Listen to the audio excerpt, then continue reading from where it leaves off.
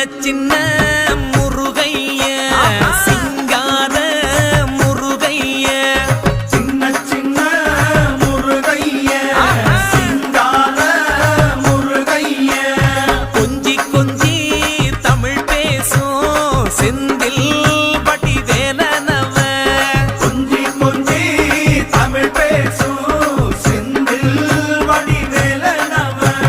சின்ன சின்ன முருகைய சிங்கார முருகைய கொஞ்சி கொஞ்சி